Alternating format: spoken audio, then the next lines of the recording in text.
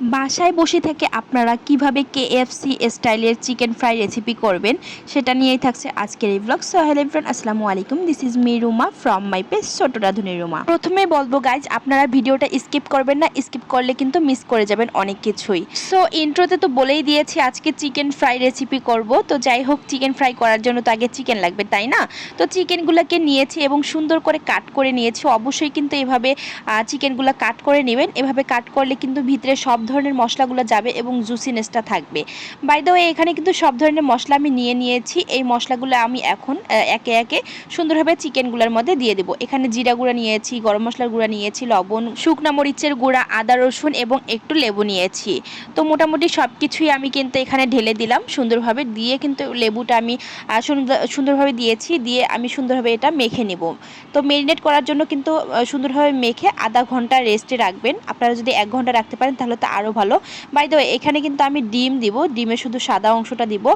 আর হচ্ছে একটু আমি সয়া সস দিয়েছিলাম, এটা আপনাদের সামনে আমি দেই নেই, এটা আমি স্কিপ করেছিলাম পরে আর কি, আমার মনে ছিল না, পরে আমি দিয়ে নিয়েছি। তো যাই হোক, আমি দেখতেই পাচ্ছেন সুন্দরভাবে কিন্তু এটা মেখে নিচ্ছি, ডিমের সাদা অংশ দিয়েছি।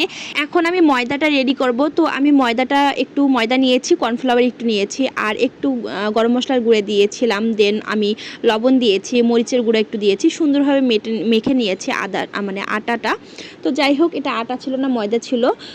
তো দেখতেই পাচ্ছেন আমি এখন কিন্তু সুন্দরভাবে আমি চিকেনটা ম্যারিনেট করে রেখেছিলাম ঠিক এভাবে চেপে চেপে এভাবে কিন্তু আমার চিকেনটার মধ্যে ময়দাটা এভাবে লাগানো লাগবে।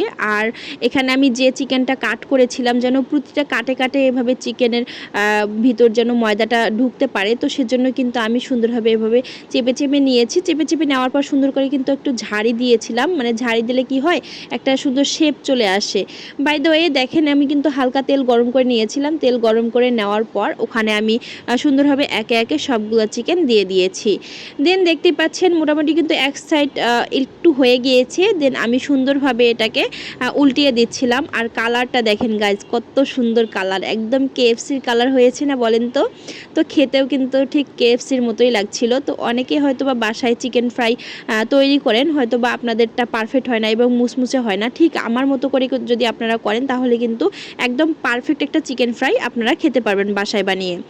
তো যারা যারা আমার ভিডিওটা দেখছেন তো অবশ্যই কিন্তু তাদেরকে অসংখ্য ধন্যবাদ। আর লাস্ট পর্যন্ত দেখে থাকলে অবশ্যই একটা কমেন্ট করে যাবেন যে আমি লাস্ট পর্যন্ত ভিডিওটা দেখলাম।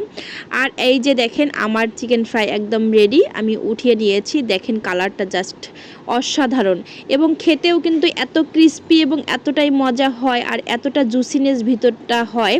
তো আপনারা না খেলে বুঝতে পারবেন না, যদি খাওয়াতে পারতাম অবশ্যই আপনাদের খাওয়াইতাম আমি এবং টেস্ট করে আপনারা বলতে পারতেন যে কেমন হয়েছে। বাই দ্য ওয়ে, যারা যারা এখন পর্যন্ত আমার ভিডিওতে দেখছেন সবাইকে অসংখ্য ধন্যবাদ। ফলো না করলে ফলো করবেন, লাইক কমেন্ট করে পাশে থাকবেন। ধন্যবাদ সবাইকে।